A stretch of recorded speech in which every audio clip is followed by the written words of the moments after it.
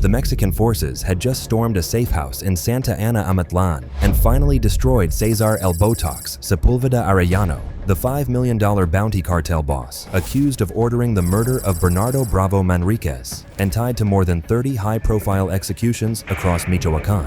Mexican authorities arrested Cesar Sepulveda Arellano, alias El Botox, in Buenavista, Michoacán, on charges including extortion and homicide, the government said. Just hours earlier, federal agents had crushed El Botox's inner circle, arresting his trusted intermediaries who lured victims to their deaths. And now, one question remains. Is this the beginning of the end for Michoacan's cartel violence, or just another boss removed in a war that never ends? Michoacan is one of Mexico's most strategic cartel battlegrounds. The state controls the port of Lázaro Cárdenas, a major entry point for Chinese chemicals used to manufacture methamphetamine and fentanyl. For years, rival organizations including Los Viagras, the Jalisco New Generation Cartel, La Nueva Familia Michoacana, and the Sinaloa Cartel have battled for control of the Tierra Caliente mountain passes that funnel drugs north. El Botox stood at the center of that conflict. As a leading figure within Los Viagras, he defended their stronghold in Tepalcatepec and ruled the surrounding region like a king of corpses. Farmers who couldn't pay his extortion fees were dragged from their orchards, and activists who spoke out against him were found dead. Among the people killed was a lemon farmer who had taken up arms to defend his people when no one else would. June 29, 2023, Hipólito Mora Chavez was driving through La Ruana in an armored SUV with 3 bodyguards when hitmen blocked the road and opened fire with .50 caliber rifles. The bullets tore through the armored plating, puncturing the gas tank and igniting the vehicle in flames. Mora was dragged from the burning wreckage and his body was set on fire. All 3 of his bodyguards were killed alongside him. The murder was brutal, methodical, and carried out by members of Los Viagras, the same cartel that El Botox commanded. Le pido de favor, señor gobernador, que nos ayude, no se olvide de nosotros.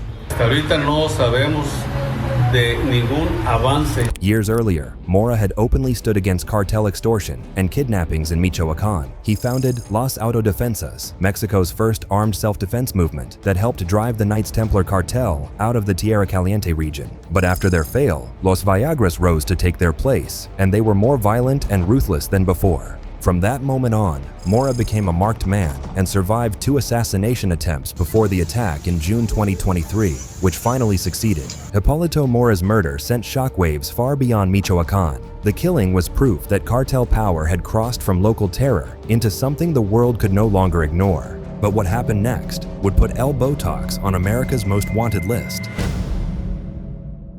Following Mora's assassination and amid a growing wave of attacks on farmers across the Michoacán region, the United States stepped in.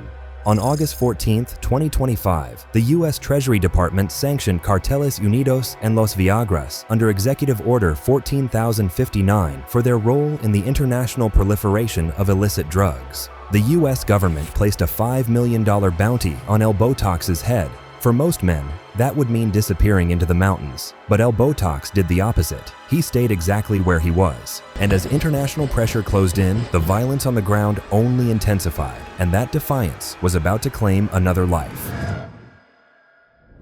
October 19, 2025, Bernardo Bravo Manriquez, president of the Apatzingan Valley Citrus Growers Association, left home after months of publicly urging farmers to resist cartel extortion by Los Viagras. That afternoon, while traveling in an armored vehicle with security, Bravo made a fatal decision. He switched cars, dismissed his bodyguards, and drove alone towards Cenobio Moreno, a stronghold controlled by El Botox. Investigators later determined the meeting had been arranged by Marco Antonio Magalón, El Pilones, a trusted intermediary between both men. Earlier that day, Pilones had even reassured Bravo's brother that Bernardo would be released. Forensic evidence, including tire tracks, blood, and DNA, confirmed that Bravo was murdered inside El Botox's ranch. His body was discovered the next morning, slumped inside his Toyota on a rural road near Apatzingan. The engine was still running, and a single gunshot wound was found on his body. Blood evidence in the truck bed revealed that his corpse had been transported and staged in the driver's seat. Just 3 days before his murder, Bravo had posted a video calling on farmers to unite at the lemon market and resist extortion fees. Prosecutors later revealed that those fees consumed more than half of a farmer's income, enforced through beatings and kidnappings. After Bravo's murder, Mexican authorities arrested El Botox's wife and daughter, but the cartel boss remained free. Then, in a move that stunned investigators, El Botox broke his silence through a video.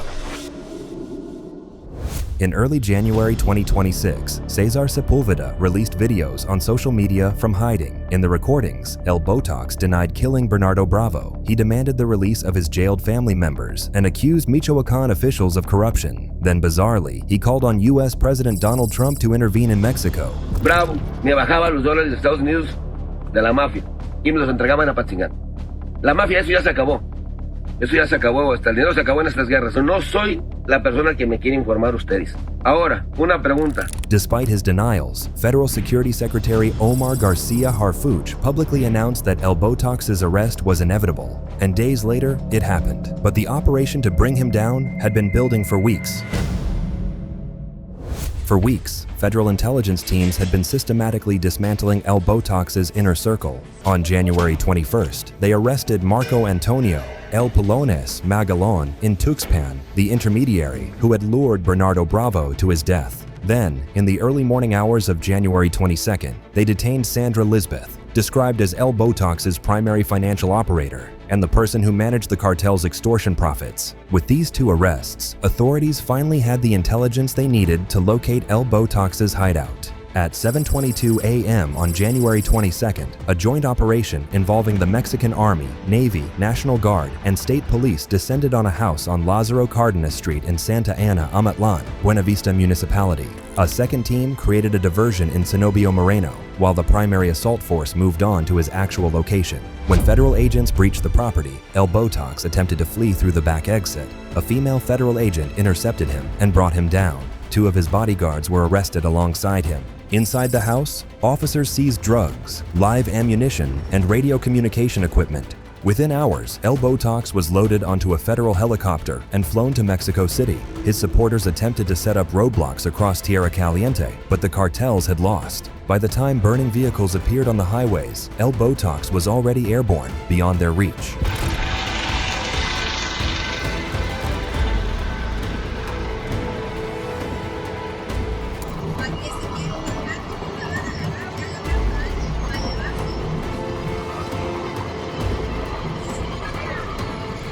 Permitieron a la Procuraduría General de Justicia del Estado de Michoacán detener en esa entidad a César S. El Botox, objetivo prioritario del gobierno Michoacán.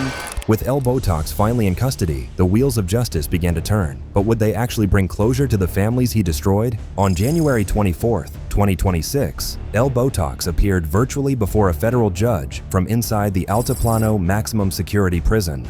The judge ordered him held for 6 months while prosecutors completed their investigation. He faces 7 arrest warrants, 2 for homicide, 4 for aggravated extortion, and 1 for attempted murder. But beyond the legal charges, the human toll of El Botox's reign is staggering. More than 30 families lost loved ones to his orders, and entire farming communities across Michoacán remain trapped under cartel control.